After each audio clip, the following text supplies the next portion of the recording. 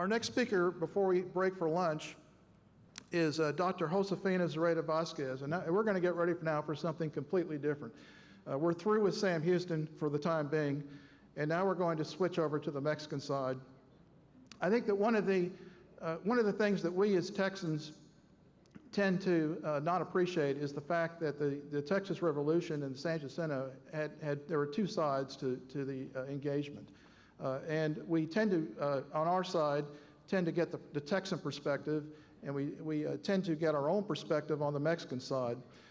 We are very pleased today to have with us a very distinguished 19th century Mexican historian, Dr. Vasquez, to tell us a little bit about the Mexican perspective from the perspective of a Mexican historian.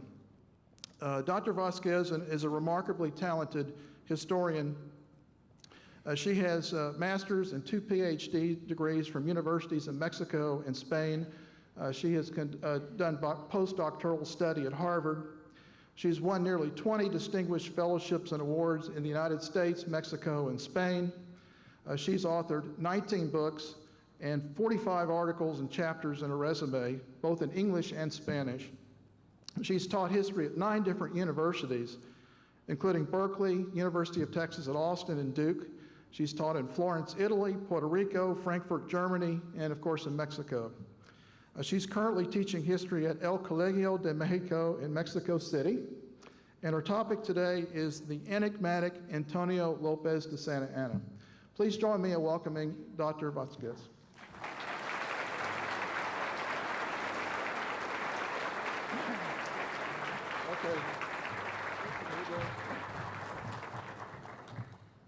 Well, I am not interested in San Jacinto battle, as a matter of fact. So I think that that is the minor of my preoccupations. My preoccupation is to understand the whole period. And as I have been several times and I have made research in Texas, I'm very much concerned with the need of reviewing the whole of the event, the Mexican period of Texan history, and a little bit more sympathetic. Because I think that history has a very important part in understanding each other. We are tied together by geography, and we haven't been able to see the past as past, with all these miseries and greatness, not more miseries than anything else. The period is full of nasty persons, both sides. I don't think that you can be very proud of Jackson or Houston or Travis. I think that we cannot be very proud about Santana. Nevertheless, Santana has been abused by almost any historian, both of the United States and Mexico. Santana has been very useful for Mexico history. Both liberals and conservatives have used him to justify everything. We lost Texas because of Santana. We imposed centralism because Santana did. We lost the war with the United States because of Santana. Well, that's too much. And I think that it's very difficult. I think that most personalities are enigmatic, but some of them are much more, because he has so outstanding virtues and so outstanding defects that it's very difficult to see him in the right fashion. I would like to be objective, but I know my limitations. I recognize my limitations. Most historians think that they are, because they found this or that makes objectivity. Well, the same document is possible to be read in many different fashions. And I know that very well because through the years, I have read the same documents, and suddenly I discovered certain other sides. Perhaps it's because age makes me a little bit more smart, or perhaps a little bit less passionate about things. Santana is not, it was very difficult to judge by his own contemporaries. You can have lots of descriptions. Madame Calderón de la Marca met him. It was the wife of the Spanish ambassador, but she was Scottish and Bostonian. So she was quite a Protestant, looking at that man, Catholic, and with all those strange costumes. But she found him very attractive. He wrote in his letters from Mexico in 1838, when he met him, describing the whole event. They were crossing from Veracruz to Mexico City, and they stopped to see the great man. The house outside is pretty, slight looking, and kept in nice order. That was very important for her. We were conducted into a large, cool, good-looking, uncarpeted, agreeable apartment with little furniture. In a little while entered General Santana himself, a gentlemanly, good-looking, quiet dress, rather melancholy-looking person, and to us decidedly the best-looking and the most interesting figure in the group. He has a sallow complexion, fine dark eyes, soft and penetrating, and an interesting expression of the face. So this man that has this, Alamán says that he has a real, describe him as a combination of good and bad qualities, like everybody, with a very clear and natural talent, enterprising spirit, and with energy and disposition to govern. He had leadership skills, but unfortunately also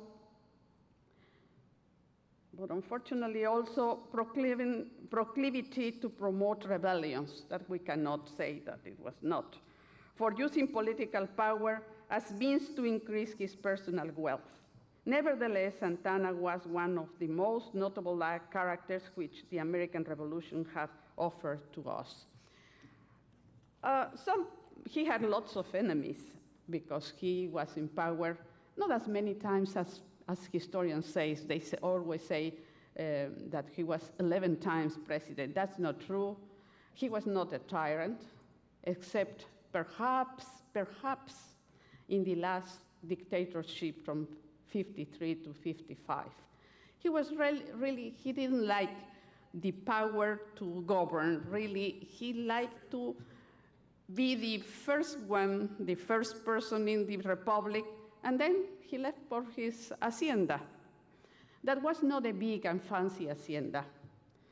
He lived in very simple terms. And this is not acknowledged by everybody. We can see the pictures taken of the manga de clavo, and it was just a regular. He got lots of lands.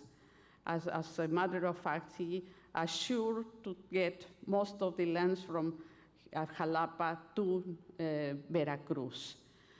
What was this? Because that was very important to maintain an important place in that time. Why? Because Veracruz was the most important port of the Republic, and Jalapa was in the middle of Veracruz and Mexico City. So that if he could maintain the power in that part, he was assured that he could claim the power one of these days. But it's not easy to judge him. He was full he was the most irresponsible person I can think in many instances, very important instances. But he was attractive. I used to think about Santana just like any Mexican historian or any contemporary of that time. And suddenly I found that during his stay in the power, he chose the best ministers and usually pushed the best reforms for education and treasury, fiscal reforms that he could not always couldn't enforce. He had no experience. He was not a well-educated man. He was born in 1795. Went to the general school to learn to read and write. He wrote quite well, but nothing outstanding. But he was an ignorant person, like most of his contemporaries, both in the United States and Texas. I'm sorry, in Texas and Mexico. And in Mexico City, there were outstanding and illustrious men, just like the founding fathers, of course. The difference was the lack of experience in government. So he got the general feeling like a man that was the biggest statesman of the time could judge. He had the qualities, but he just didn't stay for doing it. And I think that was part of the problem. But he entered, and I think that was part of his problems, very early in the military. In 1810, just as the Mexican War for Independence started, he got as a cadet in the army. In 1813, he served 9 months in Texas under a bad model for him, and I think that part of the later kind of problems he had were derived of that man, the commander, the Spanish commander of the Northeast, Arredondo. That he was a real tyrant and very nasty man. That was not a good model for this young person. In 1870, he served all through the War of Independence, and he was promoted because he was quite brave and always a very enduring soldier. In 17, he was trying to get he was in the army that followed Mina, the Spanish captain that came to help to the independence of Mexico because he was a liberal. And in 21, just after the call of Iturbide for the consummation of the independence, he followed immediately into the lines. But 1 year later, he rebelled against Iturbide in spite of all the things that he got. He got certain promotions for doing that. Nevertheless, he rebelled for the Republic. I am not sure if he knew what a republic meant, but he learned quite quickly. He was quite quick and had a big intuition, and at that time he got a good mentor that was the ambassador from Colombia, a Mexican from Veracruz, as he was, Santa Maria, that was a very anti-Iturbidist and a pro-Republican person. And we don't know how much he learned from him or how much it was just this kind of animal intuition to do things. But he opened his way to the power. In 1824, we found him as a commander in Yucatan, and his popularity arose because he stood for those Yucatecan ideals, and he was elected governor popularly elected governor of the state. But he decided to use that power to promote the independence of Cuba. Of course, opposed by both Great Britain and the United States. So he was removed from the governorship not the governorship. He resigned to the governorship because he was removed from the commandancia and returned to Mexico. We have to find out something that is very interesting. He always try a little bit, go to the hacienda and try to be quiet for a while and return when the time was proper. He was very good in timing the right moment to come back.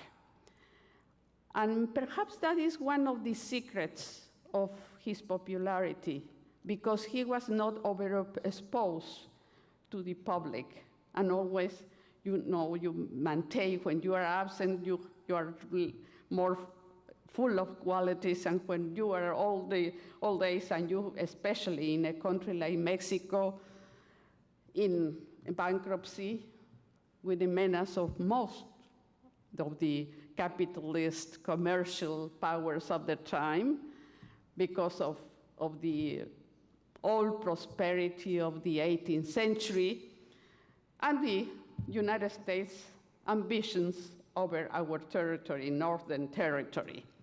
So Mexico was so difficult to manage. Trying to figure out how to explain this division, the problems of trying to unite all the projects of a nation with such a difficult society in which most of the Mexicans didn't speak Spanish. The only really link was the history and the Catholic religion, but surrounded by this eager to have our richness exaggerated a little bit by Humboldt and by the importance of New Spain, silver during the 18th century for wars and commerce around the world. Well, so it was very good for him to leave. He was elected and he left. Somebody to govern and to deal with all these nuisances, and he left to his hacienda. But of course he was in the important moments, and he was a very disrupting force in some periods. For example, when the first election to succeed the first president, Guadalupe Victoria, were taken, was the Manuel Gomez Pedraza was the elected one. The defeated was Vicente Guerrero, that should be the vice president. That kind of arrangement where the second one, that was wrong for the United States affairs. To be your vice president was your enemy, that was not a good arrangement. No, that is very well understanding. But Santana supported the defeated and rebelled immediately for making him the president. There was a big rebellion, and Gomez Pedraza, that was a much more an intellectual, decided to resign, and Vicente Guerrero got to be the president. So with that moment, Santana was was not the only one, but was the force behind to make the Constitution of 25 to fail, because we couldn't stay in legality. This is very difficult to understand for non-Mexicans and also for Mexicans. I don't think that those times are very understandable. Both countries, the United States and Mexico, were full of fashions. I just remember the late Nettie Benson that always maintained the saying that it was the same in both countries. Only that in this country, they have a common goal in a certain way to get the Southwest. So that united what it was division, because we have social problems, but you have the problem of slavery.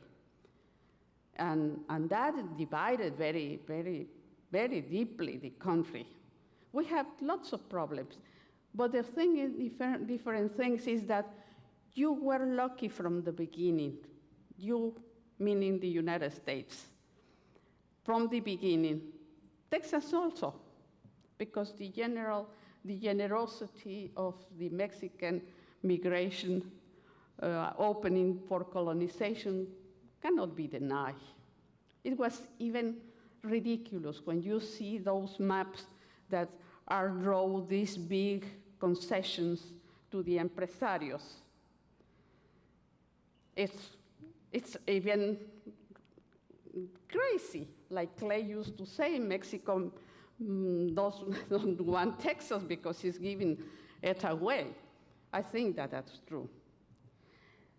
And you could also understand that this man, when he had to act to our Texas, is going to express the frustration of the Mexicans. The colonization of Texas was meant to make loyal those Americans coming here. That's why they got all kind of privileges. And that frustration can explain part of this sense of war to the end, to the last one. And you not always remember that.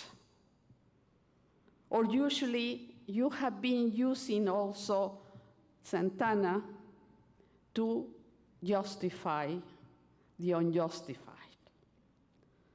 I think that we have to feel that. And because if you see what is happening all through this time, it seems that it was a smooth, even the uprising of Haden Edwards in Nacogdoches in 26 was a kind of a warning for the Mexican government, as it was when Poinsett, the first ambassador of the first minister, because it was not ambassador from the United States to Mexico, was offering to buy Texas. Those were warnings, and we were prepared. And this was a very difficult for Mexico, because the United States was our model. All through the independence, we thought that we were going to be helped for independence because it was the first colony to get independence. Of course, we got nothing. Mexico had no France to help or Spain to help for the independence. And that was a big difference. And Mexico had not the independence at the right time like the United States, when it was in fashion to liberty before the Revolution of France. Because after the Revolution of France, all Europe were very afraid of any kind of libertarian fight. Mexico was completely alone. And we don't call revolution of independence, but ours was a real revolution. The war of independence would be the United States, not a revolution. The slavery got on, and most of the things were not different before and after. We didn't have experience in government, and we have these big designs of how to do it as well as the United States. Well, copying two things. The Republican government and the colonization policy. The result was disastrous. So it was very difficult. And then something else, we got these concessions, we leave these concessions to these colonists, and were asked just to be Catholics, to be from Louisiana. That was the first ones, were just to be from Louisiana because it was part of New Spain before, and to, ¿cómo se dice jurar? Oh. Se me fue. Jurar, pledge the Constitution and the laws of Mexico. And those colonies forget what they did. Later they complain of not being able to exercise their own faith. And then later they say, even if Austin entered during monarchical centralist governments, that is because centralism was imposed, that by the way, was imposed thinking that federalism has failed because Texas was trying to declare independence of Mexican territory. It's opposite to that. And I have been working very hard from all sides trying to understand the event completely from both sides.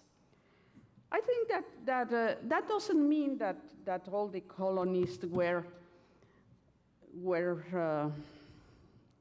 treacherous or something, but some of them enter with some other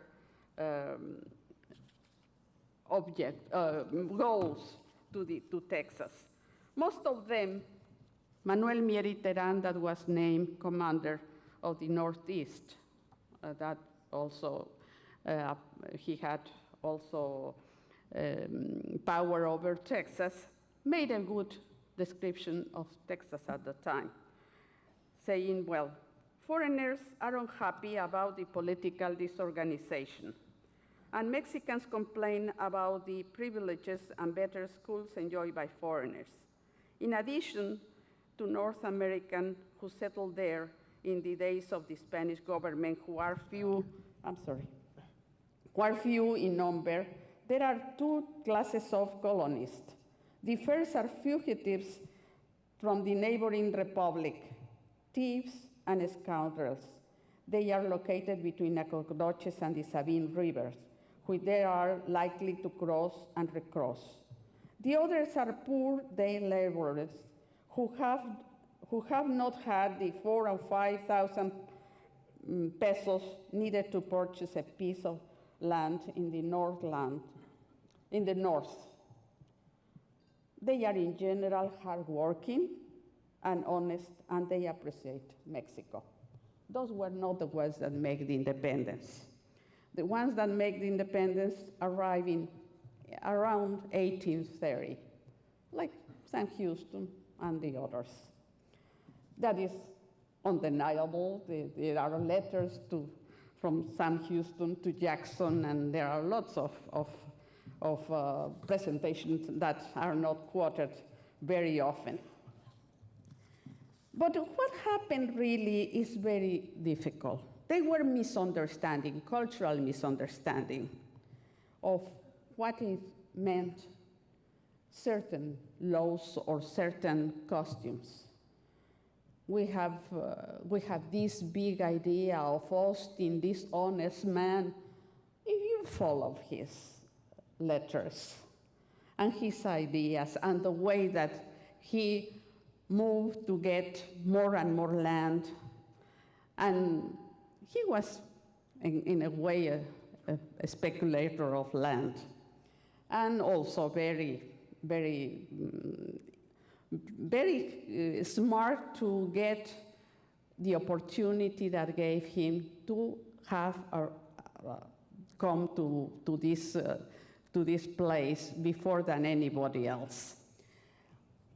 We have to review all these things to give Santana the proper place in all this scenery. He was no better than, or not worse than most of the political leaders. I don't think that there are many that are not opportunistic, because he was very opportunistic. He knew when to act. He had something, he was a very good soldier, and he was popular with the people, both in his hacienda and with the army, especially the regular people, not all the officers. And he has this kind of intuition to say the right things to the people and convince them. Even foreign ministers that were sure that he was ignorant, not very clever, and perhaps corrupt, when they spoke to him, you can see in their letters that got fascinated by him.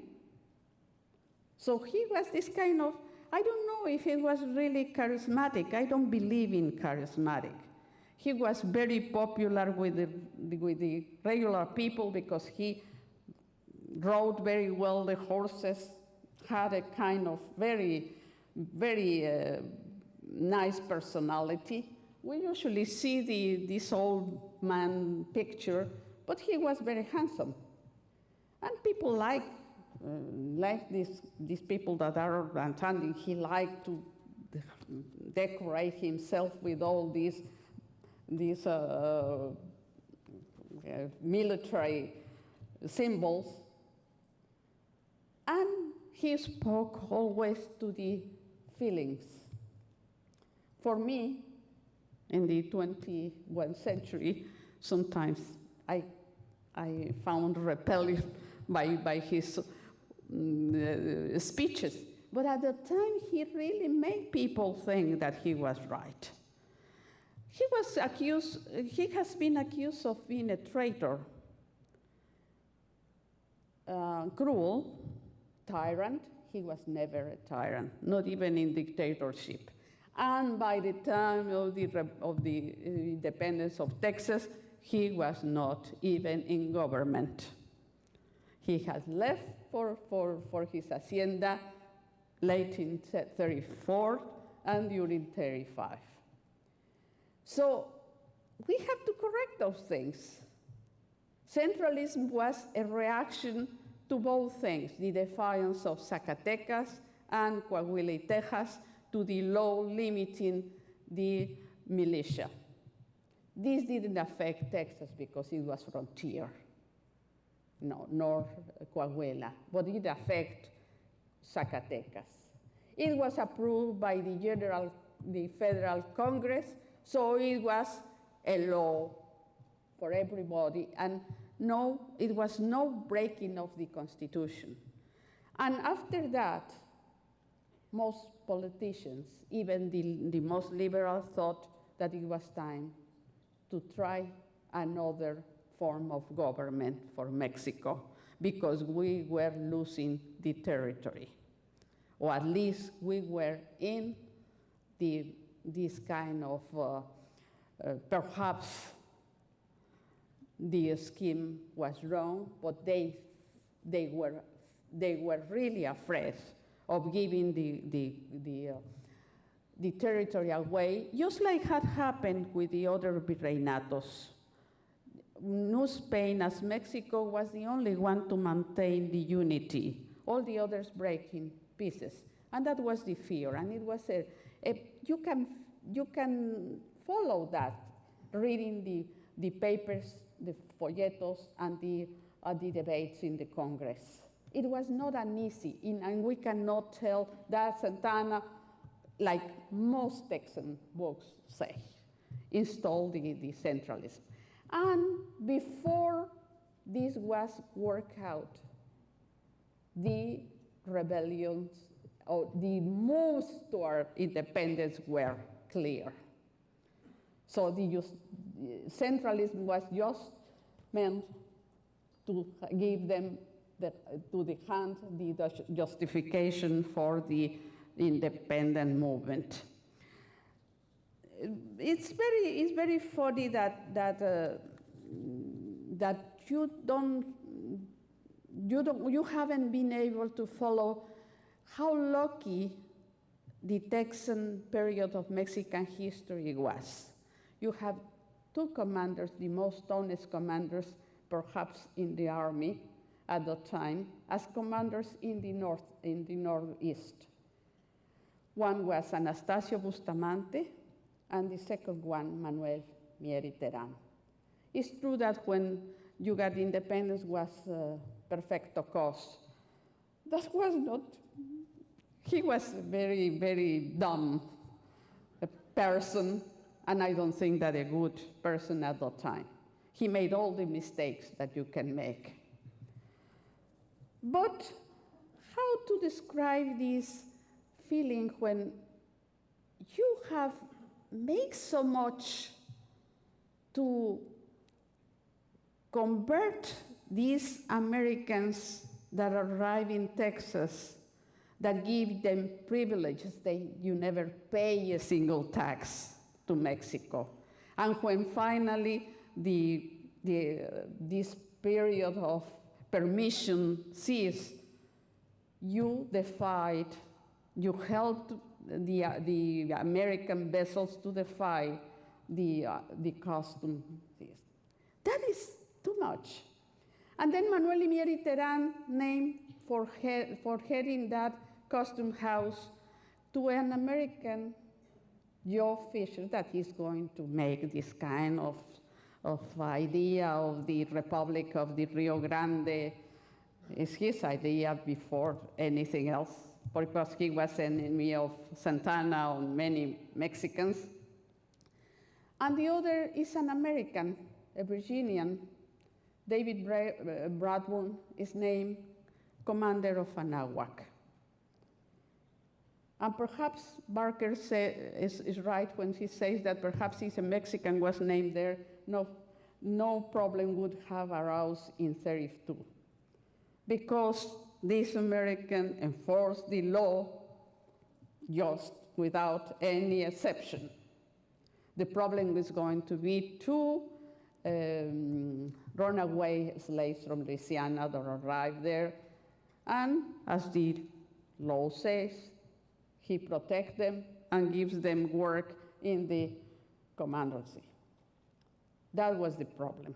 And you can see he enforced the law, that it was against the general feeling in Texas that should be returned those slaves. By the way, we didn't have a treaty very soon in Mexico because the United States was asking for the guarantee to return runaway slaves. And finally, it's drawn without that clause. That was one of the big problems with the Texans. And this was the issue that was used by the expansionists to arise the feeling toward independence. Because most of the colonies were not warlike people. They wanted the peace, they wanted to be guaranteed their kind of security, but nothing else. But when you can see some of the papers that are running at that time, saying that he is going to free all the slaves, just like it has done in Mexico, in the whole country. It was accepted just for the generation that were already in slavery, but no one was going to be born a slave in Mexican territory after that. And that was a big problem for Texas and for the growing of cotton, that at the time was king cotton. I think that the unlucky part of the story is that Mexico didn't declare emancipation of the slaves in 24, because that would have erased the problem. Perhaps we would have lost the territory, most probably. But perhaps would have been a little bit different, this story. At least we wouldn't have that bad press. Mexicans are cruel, Mexicans are lazy, Mexicans are this and that and so on. Ready to kill anybody. My goodness. In the West, that violence is so important, I think that is too much to say. One of the big disadvantages of Mexicans are that we are not used to arms in the United States. That was a big advantage. Most of the army, these big Mexican armies that always present to poor a few Texans, were voluntaries or forced soldiers that never had the chance to shoot until the battlefield because they didn't have that much munition, so they couldn't waste it. The same is in this war and in the others. But there is a side that is very painful for a Mexican to face. I think that is the, I'm sorry, I'm just looking for my papers and I forget about the poison. One is the slaughtering not of El Alamo, because you always do not take in consideration that most of the men that were fighting for the independence were not Texans. They entered in spite of the declaration of Jackson of neutrality, a very funny declaration of neutrality in a domestic problem of Mexico. But, well, now we are used to those things. And the Mexican Congress, seeing this with this entrance of foreigners to fight to alienate part of the territory, decided to make a decree, and was popularized in the United States, saying that they were going to consider anybody, any foreigner with the arms fighting a Mexican as a pirate and shoot to death. So I think that, sorry, I will be as bloody as Santana, but I understand the Alamo. I do not understand Goliath. And I think that is a terrible page of the career of Santana, because he gave the orders. Urrea had got them as prisoners, and as prisoners, as the Mexican laws say, should be maintained in custody, not to slaughter. So that decree is very important.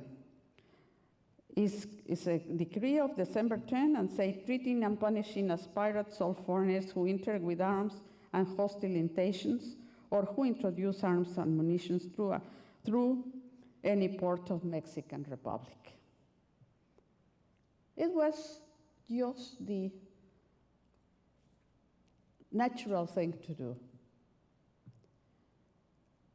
We were going to lose anyway. If all this didn't happen, we were going to lose the territory.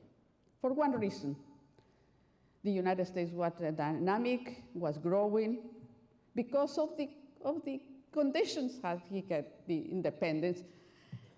You get so lucky that just after the making of the Constitution of the United States, the French Revolution broke out. So you got 25 years without the interference of the Europeans. That used to be the United States of the time, intervening in anything in the other side. So I think that you have to consider those things, and was growing, because is the optimism that brought the lucky things of the United States and the success of the Republican government, and all these stories and myths that were made by Lafayette and also by some of the Americans like Jefferson and Franklin that were very good to sell the United States. All this avalanche of Europeans came. So the United States grew and Mexico was stagnated because of the problems and the long and very bloody Mexican War for Independence.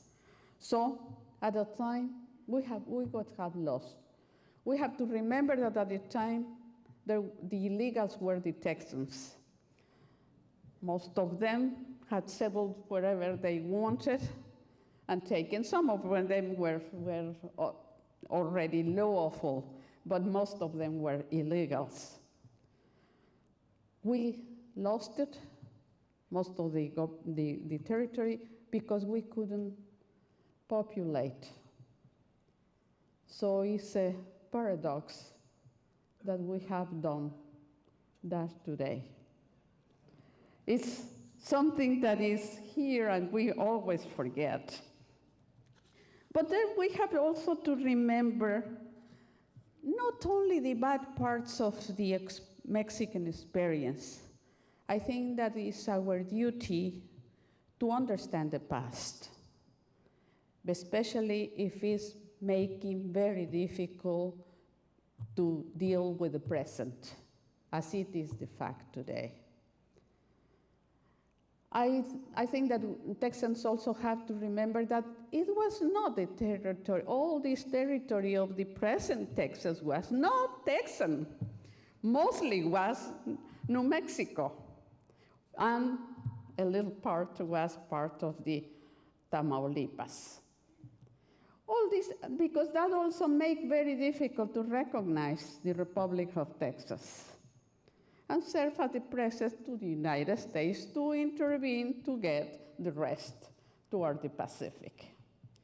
All this is time to deal with a real past. And the US historians at large have made a real effort to understand certain parts. And I see a kind of difficulty in Texas to do it the same. I think that it's about time to leave a little bit these little things of all the big leaders or small leaders or whatever, or warriors, and to understand the biggest part of history. And the part that has to do with Santana, we have to be clement with him. Of course, he was awful, and seeing from Mexican politics makes me sick. But as a person, we cannot blame of him. We cannot use him just to justify our errors, we as Mexicans, or to justify greediness in the other side. I think that it's about what I have to say, and I hope at least I make you to think in a different way about the Mexican period of Mexican history, of Texan history, and about Santana. Thank you very much. Very much pleasure. Does anybody have any questions for Dr. Vasquez? We have one back there.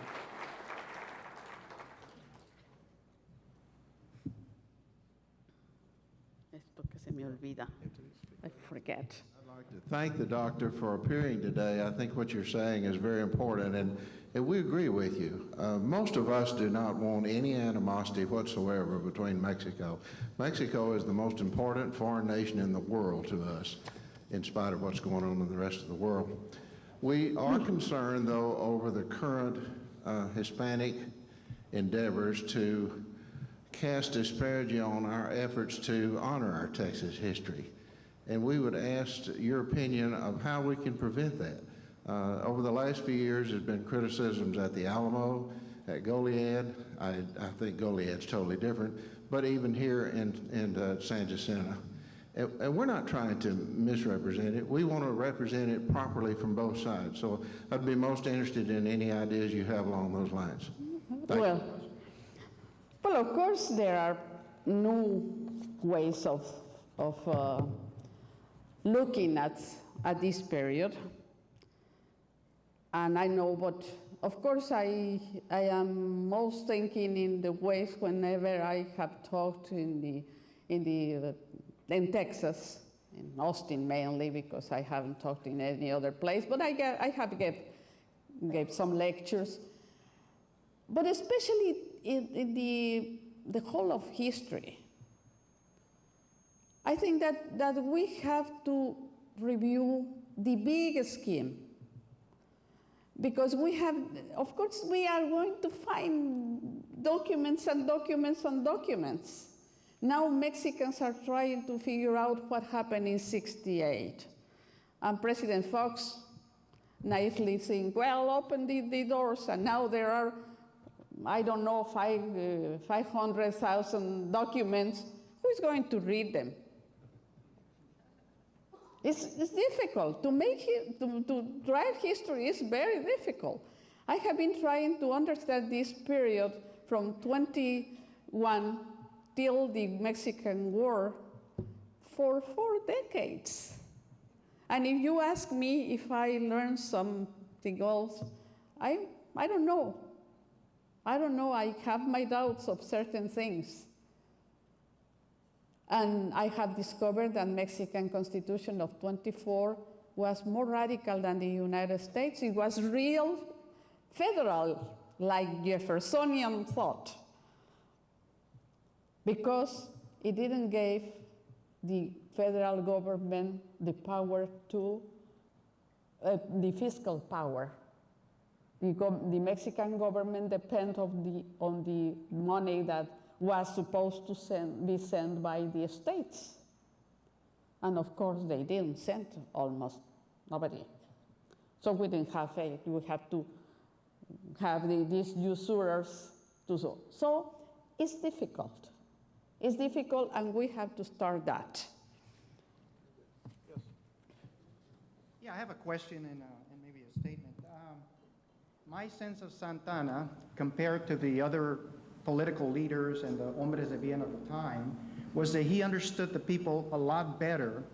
And I wonder if his growing up in Veracruz with people of color as a boy, playing with them, that in that sense, and the cockfights that he was very fond of in later life, that maybe gave him a better feel in understanding the people. And that's why he had so much, if it was not charisma, maybe popularity amongst the common people. What is your sense of that? Well, it could be that, and it's part of it, that he didn't grow up in Veracruz, where most of the colored people live. He grew in Jalapa. But still, he had this kind of, he was a kind of symbol of the plain, even if he represented a different class, because he was a well-to-do little boy. His father was a notario. I don't know those that make this kind of documents and Notary. I don't know the name. How do you say A actuario? notary, like a notary. Actuary. But he had a good living.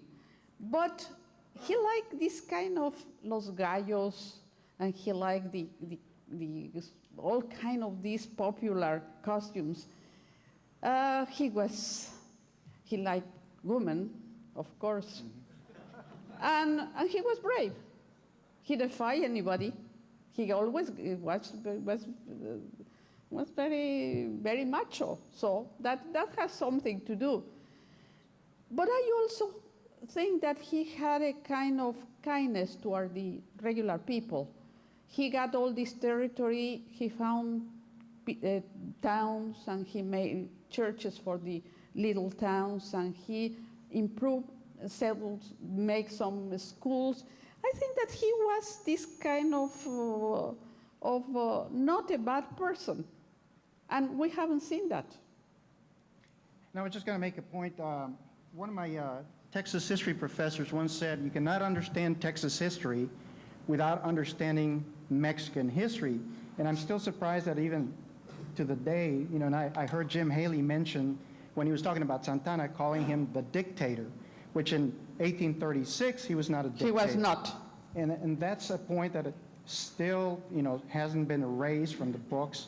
And they need to understand that it was the hombres de bien that brought centralism while he was already gone from the presidency. And I'm glad you made that point. Thank you. Well, I remember the late Nettie Lee Benson, a Texan, a real Texan, with a Texan accent, terrible Texan accent.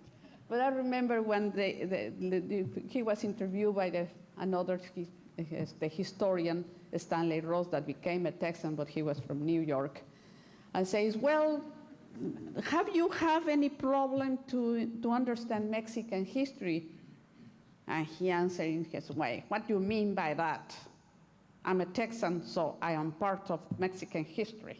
So I think that you have to remember, we forget that we were for 300 years Spaniards, and you have to remember that you were Spaniards for, well, most of you came later, but most of you haven't been Texan really of that heritage. We have time for one more question. He was waiting for me. I've always wondered why, with all the passions of the Texians, they didn't kill Santana. Why Yes, and many Mexican historians think that you could have make us a big favor.